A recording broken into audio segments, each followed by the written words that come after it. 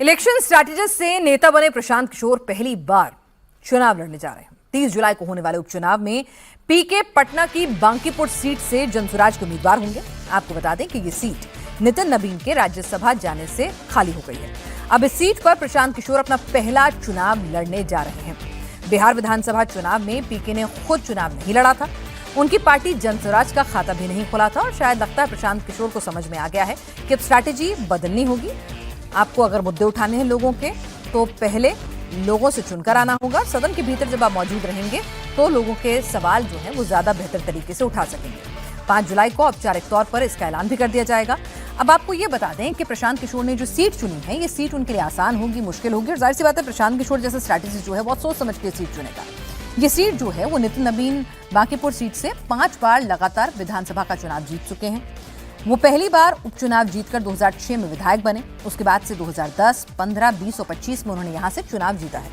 तो बांकीपुर सीट जो है वो बीजेपी का मजबूत किला माना जाता है। अब ऐसे में इस सीट पर प्रशांत किशोर की उम्मीदवारी से मुकाबला दिलचस्प होने वाला है। और लाजमी सी बात है, अगर प्रशांत किशोर बीजेपी के गढ़ में, बीजेपी की ऐसी सीट जो उनके लिए एकदम फुल प्रूफ रहती है और 5 बार उन्हें जीत दिला चुकी है, तो फिर ये सीट चुनने के पीछे वजह क्या रही, इस पर और ज्यादा चर्चा के लिए हमारे पॉलिटिकल एडिटर देवेंद्र पराशर हमारे साथ इस वक्त जुड़ चुके हैं। देवेंद्र, बांकीपुर सीट से डायरेक्ट एंट्री करने जा रहे हैं अब इलेक्टोरल पॉलिटिक्स में प्रशांत किशोर, ये सीट चुनने के पीछे क्या वजह?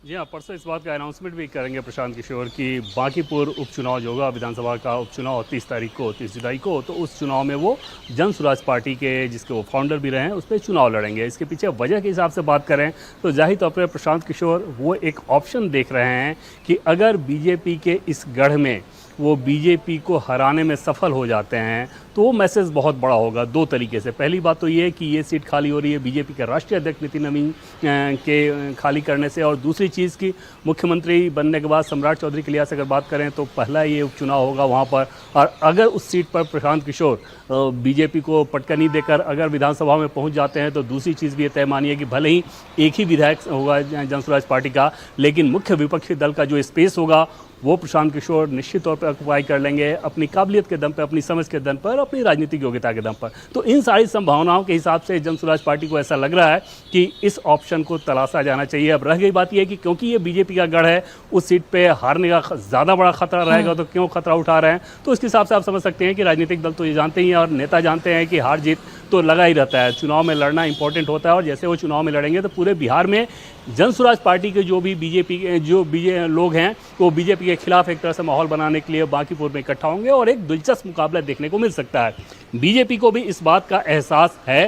हालांकि सीट के हिसाब से बात करें तो 2006 में पाटलिपुत्र पश्चिम तब इस सीट का नाम हुआ करता था, जब नितिन जी के पिताजी का निधन हुआ और वो चुनाव लड़े। तकरीबन 82,000 वोटों के मार्जिन से वो कांग्रेस के तब के अजय सिंह को उन्होंने हराया था।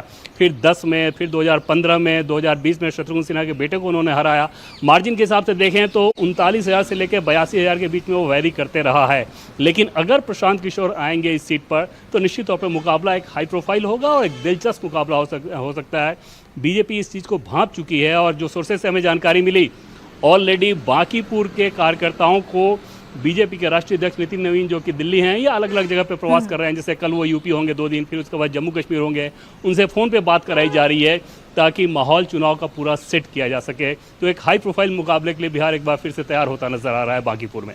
बिल्कुल, और बस जिसे क्रिएट करना, प्रशांत किशोर जानते हैं कि जीत हार जो है वो भले ही कुछ भी नतीजा रहे, लेकिन बस जो है सीट से बहुत बड़ा क्रिएट होने वाला है कि आप बीजेपी को एक ऐसी सीट पर जहां से लगातार 5 बार वो जीत दर्ज कर चुकी है, जो उसके राष्ट्रीय अध्यक्ष नितिन नबीन की सीट रही है। तो ऐसे में अगर आप वहां जाके ताल ठोकते हैं अपनी पहली ही एंट्री के लिए, मेडन एंट्री के लिए, तो निश्चित तौर पर पॉलिटिकल मैसेजिंग जो है वो काफी दूर तक जाएगी। लेकिन प्रशांत किशोर ने भी, वो स्ट्रैटेजिस्ट हैं, जाहिर सी बात है हारने के लिए तो कोई भी चुनाव नहीं लड़ता है। उन्होंने भी पूरी अपनी स्ट्रैटेजी बनाई होगी इस सीट के लिए, क्योंकि वो भी चाहेंगे कि जो वैक्यूम जो है कहीं ना कहीं नीतीश कुमार के जाने के बाद से देवेंद्र खड़ा हुआ है, सम्राट चौधरी भले ही आज सीएम की कमान पर हो, लेकिन जो वैक्यूम क्रिएट हुआ है उसकी भरपाई वो करना चाहेंगे सदन के भीतर पहुंच के।